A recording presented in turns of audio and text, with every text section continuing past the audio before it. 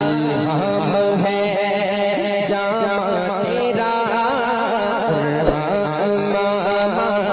है घेरा मिंबर तेरा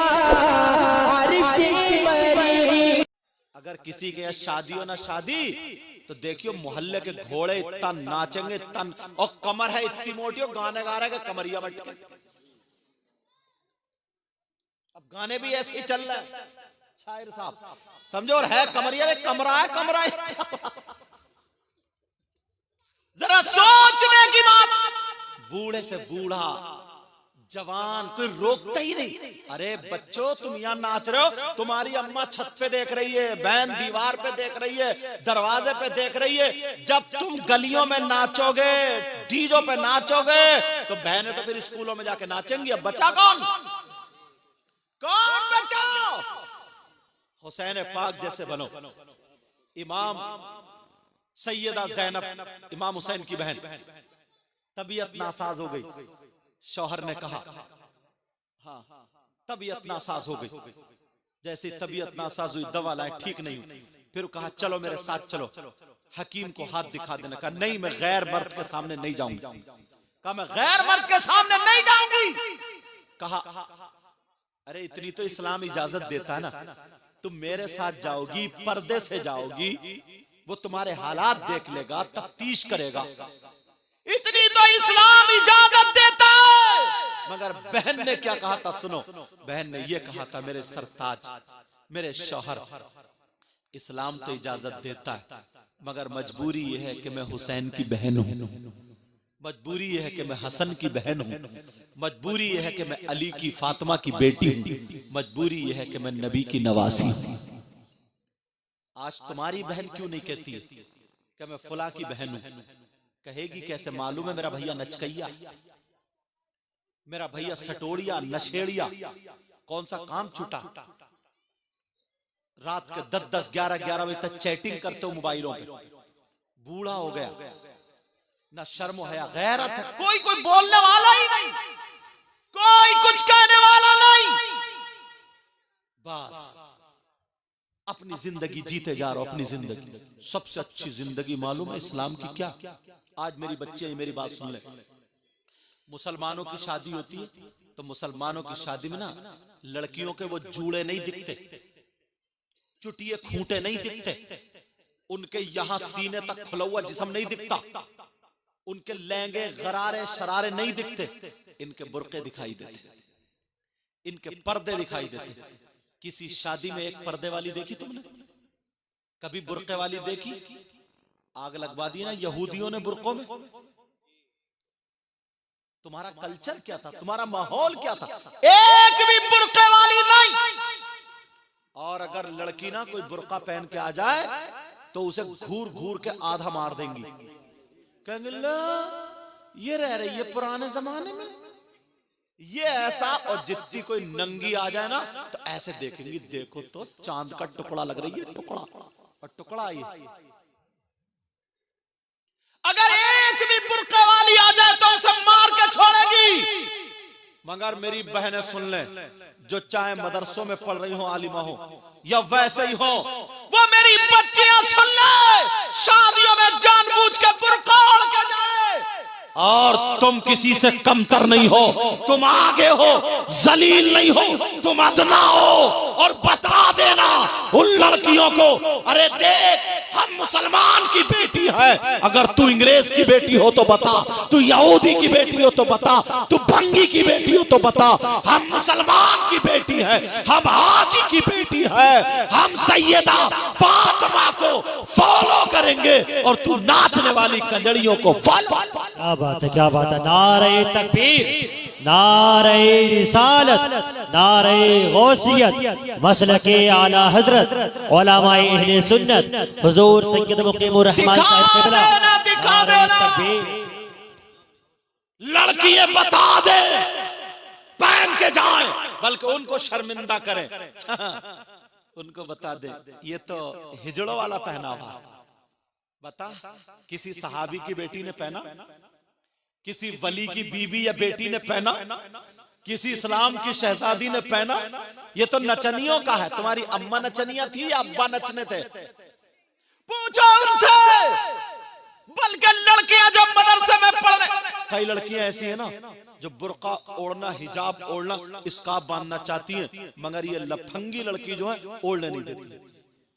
बेचारी वो मदरसे में ओढ़ लेती है, घर आकर के उसको भी वैसे ही बनना पड़ा। और उसकी माँ कहती है, चचेरी तैरी बहनी कहती, अरे छोड़ छोड़, बंदिश में रह रही है, छोड़ छोड़। उससे कहीं नाच जाकर तू। मगर ये जानबूझ करके इनको जाना चाहिए ताकि पता चल जाए इस्लामी लिबास कैसा है। आज धो जाएंगी, कल को सो जाएंगी और बता दिया जाएगा कि पर्दे में जो होती है वही औरत होती है। और उसको बता देना, सैयदा फातिमा ने कहा है, औरत के पास, लड़की के पास सबसे ज्यादा कीमती चीज उसके रुपये नहीं होते, उसके दौलत नहीं होती, उसके पैसे नहीं होते, सोना चांदी नहीं होता है। औरत के पास सबसे ज्यादा कीमती चीज उसका पर्दा होता है, उसकी हया होती है, उसकी शर्म होती है, उसकी इज्जत होती है। जिस लड़की के पास पर्दा ना हो, हया ना हो, शर्म ना हो, इज्जत ना हो, तो वो लड़की नहीं, बेहया। वो बता दे कितनी किताबें होती हैं, 10-10 हजार की, 2-2 हजार की। कुरान शरीफ की छोटी सी कीमत है। किसी किताब पे पर्दा गिलाफ नहीं मिलेगा, लेकिन कुरान शरीफ पे गिलाफ मिलता है। अहमियत पहचानो। 10-10 करोड़ के मकान बनाए, किसी ने गिलाफ नहीं लिया, मगर अल्लाह का घर जो खाना है, काबा है, खुदा का घर, उस पे पर्दा गिलाफ होता है। पर्दे वाले की अहमियत पहचानो।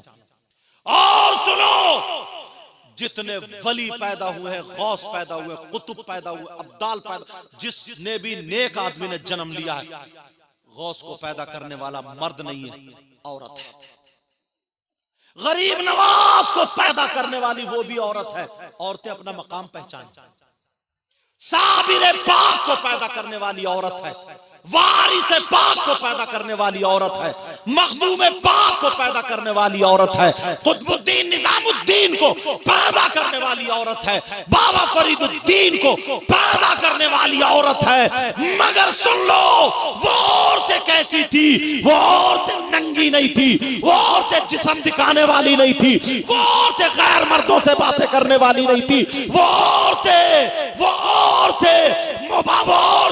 गैरों के साथ में जाने वाली नहीं थी, बेहया नहीं थी, बल्कि वो औरत थी, अगर खाती थी तो उसके खाने का ढंग फातिमा की तरह होता था, पीने का ढंग फातिमा की तरह होता था, चलने का ढंग फातिमा की तरह होता था, पहनने ओढ़ने का ढंग फातिमा की तरह होता था। अगर तुम्हारी हमारी बेटियां फातिमा का ढंग अपना लेंगी तो खुदा की कसम, बाप के घर में होगी तो बाप के लिए रहमत बन जाएगी, शौहर के घर में होगी शौहर के लिए नेमत बनेगी, और जब मां बनेगी तो उसके कदमों के नीचे जन्नत। क्या बात है, जिंदाबाद। नारे तकबीर, नारे रिसालत, नारे गौसियत, मसलके आला हजरत, उलमाए अहले सुन्नत, फैज़ाने सरकारे मदीना। नारे तकबीर, नारे रिसालत। समझ में आ रही बात आपका?